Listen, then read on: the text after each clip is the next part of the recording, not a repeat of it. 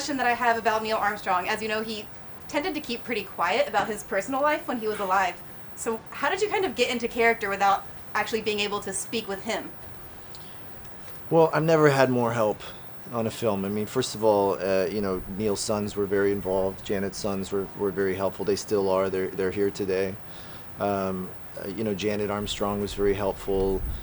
Friends and family. His sister June, I met her at their farm where he was born and raised, and everyone just wanted to help in any way that they could to help give us any information that would be helpful to sort of create context and peel back this mystique of Neil and Janet and help to sort of reveal some of their many layers.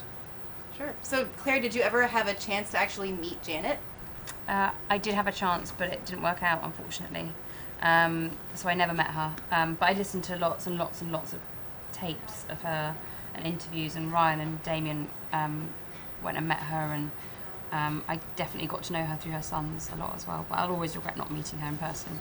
So, after having done this movie, are there any things that you kind of consider a preconceived notion that you had about NASA, about the astronauts and everything, that maybe after doing this movie that you learned so much that you kind of realized that everything that you thought was wrong about any aspect of the earliest days of the human spaceflight program?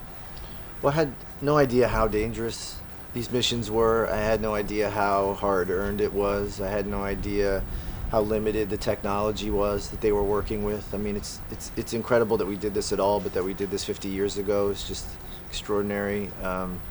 What was happening with them personally, you forget, or at least I did, that they were people, and and you forget about the experience of their families and how important they are to the whole process, and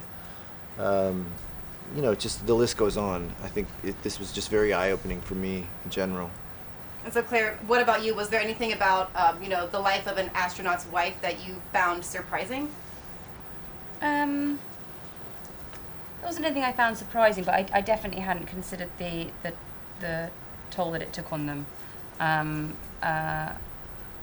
just how much was expected of them as well in the whole kind of game of going to the moon, about how much they were part and parcel of that as well, which they didn't sign up for at all. It's one thing that your husband signs up to the space program, but then you don't realise until 6 years in that suddenly you have as well.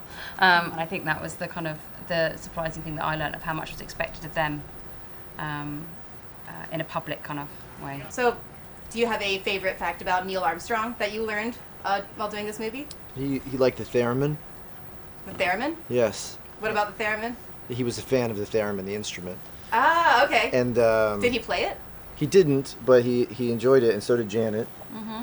And that was sort of part of the impetus of our composer learning to play the theremin, and it's a part of our score now. So now, knowing everything you know about all that it takes to go to the moon, if you were given the opportunity, would you want to go? No.